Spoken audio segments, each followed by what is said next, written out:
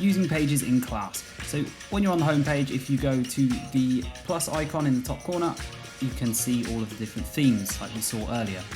When you scroll down these themes, you can see how useful this could be in any subject. You've got letters, you've got brochures, you've got posters. There really are loads and loads of templates here that could be useful across all subjects. So do take time to familiarise yourself with those and start thinking, how could this be used in my subject? Or how could I use this in a lesson?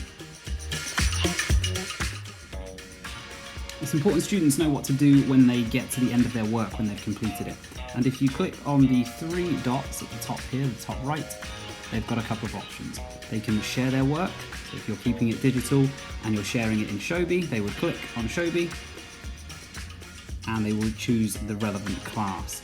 If they're going to just keep it on their iPad and it's not being submitted directly to you, they can export and they can save it on their device as a PDF.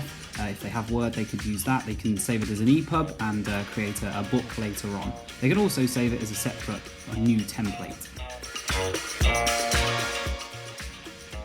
As a teacher, you can also send your resources to Shobi after you've created them. So you would click on Share and Shobi, as we saw before,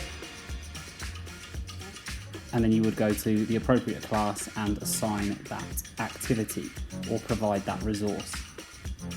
From a student's perspective, you can see here that the resource, the reading journal, has appeared there for them. Now, it won't have all the features from Pages ready to go, but you can swipe right and click on the plus icon, tell your students to do this.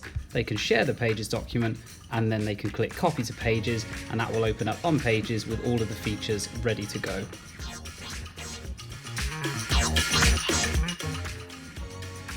One last feature definitely worth knowing is presenter mode. If you go to the three dots in the top right, you can see down here presenter mode. And if the students have produced a written piece, this essentially creates a teleprompter.